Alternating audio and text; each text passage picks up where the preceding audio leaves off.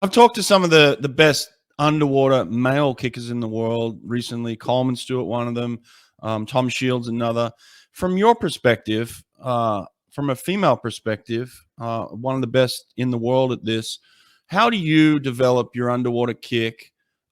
Take me through kind of the specifics of it. Like, you know, how many kicks do you take? How have you trained that? What's the best form of training to develop your underwaters? From your perspective, if you could kind of run us through that, that'd be really helpful.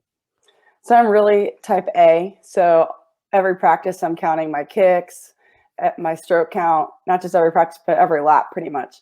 I'm always trying to think about my distance per stroke, distance per kick. And so this development has been over 10 years. And I started my freshman year. I had an ankle injury after my freshman year. And so that took out my weapon going into that summer. And I think from there, it was just trying to build off of that again. But it was started out by maybe 6 kicks off every wall and fly my freshman year, and then building an extra kick year after year from there. But it's kind of like a science. I played around with my stroke count, my kick count at each match in ISL and made adjustments. And I ended up taking 1 less kick off my last wall during my world record swim. So that way I could hit the wall better, take an extra stroke rather than going into too much hypoxic swimming, kicking at the end.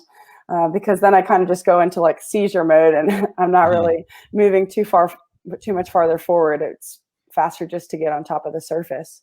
But I've worked with the same strength coach at U of L for going on my 10th year as well. His name's Jason Durking. And so I think a lot of my development has come from the weight room as well. And it doesn't just start from the underwater swimming or off the wall, but also how you push off, and working on my push offs and being really explosive, how I hold my line.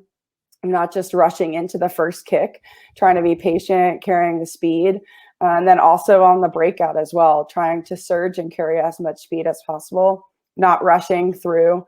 And so each component is so important, but really thinking about the up kick, down kick, having a good balance in that.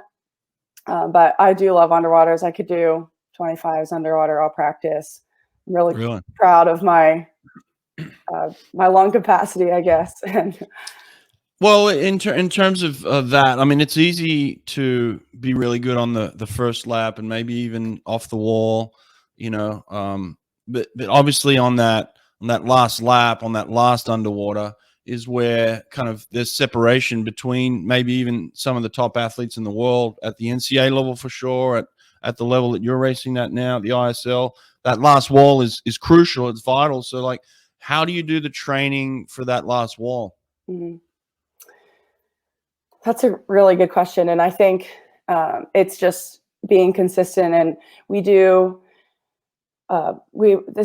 my training has changed a little bit in this fall, but obviously I've had so much of a base from Arthur's training. And then this fall, I started working more with our sprint coach, Chris Lindauer, and he helped train the guys on the 200 medley relay at NCAAs that won this past season. And so wanted to mix it up for my mental health this fall and just try something different, because I haven't done that specific sprint training since my sophomore year. So I wanted to try something different.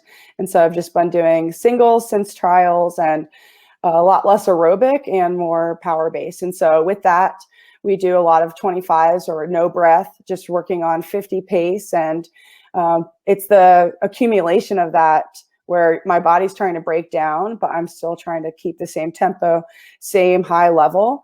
We'll also do some 50s back to back to back, and which is kind of simulating like a skins. And so it's about trying to maintain that and stay at the same speed and trying not to fall too far off of that. And I think that's what helps me on that last 25. And it's also how I approach the race. If I'm super stressed and tense going into it, I'm going to use way too much energy on that first lap. And it's such a balance, because if I'm really using everything and way too yeah, just tense, I guess, the first 50, then my last 25 is really going to suffer. So trying to carry and use as much free speed in the beginning of the race so affects how I bring that last 25 home. Interesting. I do want to dig into the changes that you've made in a second. I just want to kind of touch on a little bit more of this development of your kick a little bit more and dig into that.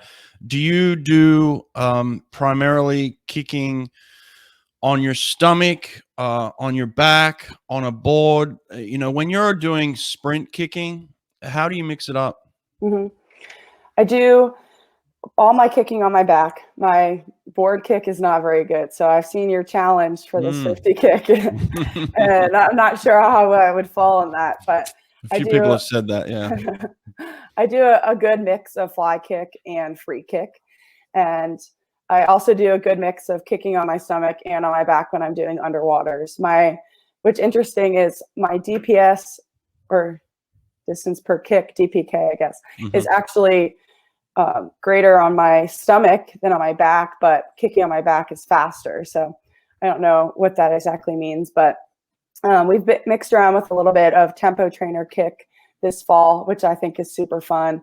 I love to try to mix up the amplitude of my kick and find a good balance in there and try to keep a good amplitude, but then increase the tempo. So I love mixing it up and trying new things, and don't do too much sock kick, but that's in the past I have, and that's super, super challenging. What about in terms of, okay, your head position in your streamline? Are you the type that has the head out and down, or are you tucked into your streamline? I think it's a little bit forward. My arms like land a little bit behind my back, but it's not too much like my head's not tucked towards my chest.